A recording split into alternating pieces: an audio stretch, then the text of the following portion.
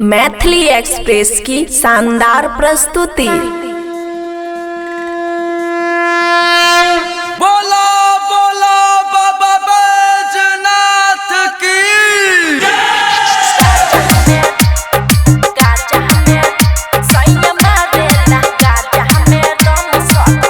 खुशी recording studio बलुआहा।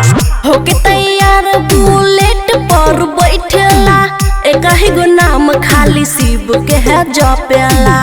एक ही गो नाम खाली शिव के है। हाँ हाँ होके तैयार बुलेट पर बैठेला, एक ही गो नाम खाली शिव के है जपेला। रास्ता में चले खाली बम धरिया, आय हाय रास्ता में चले खाली बम धरिया। सैया मारेला सैया मारेला गाजा में दम सखिया। सैया मारेला गाजा में दम सखिया। सैया मारेला गाजा में दम सखिया। डीजे सुमित सतीश रैमा। प्रेम से बोली डमरू वाले बाबा की। सैया मारेला गाजा में दम सखिया, दम सखिया। अपना तो पिए खुद हमरो पिलावे, नासा में धूत होके कावर हिलावे। ए सखी सुना, हाँ अरे अपना तो पिए खुद हमरो पिलावे, नासा में धूत होके कावर हिलावे।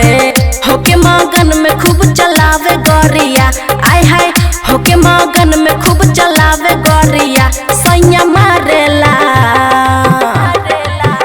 सैया मारेला गाजा में दम सखिया। सैया मारेला गाजा में दम सखिया। सैया मारेला गाजा में दम सखिया। गाजा में मारेला गाजा में दम सखिया। खुशी रिकॉर्डिंग स्टूडियो बलुआहा। बाजे जब डीजे पर खुशी के गाना, मस्ती में डोले खूबे रोशन दीवाना। मस्ती में डोले खूबे रोशन दीवाना। हाँ हाँ बाजे जब डीजे पर खुशी के गाना, मस्ती में डोले खूबे रोशन दीवाना।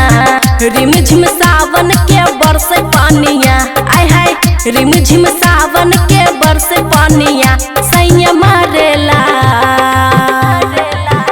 सैया मारेला गाजा में दम सखिया। सैया मारेला गाजा में दम सखिया।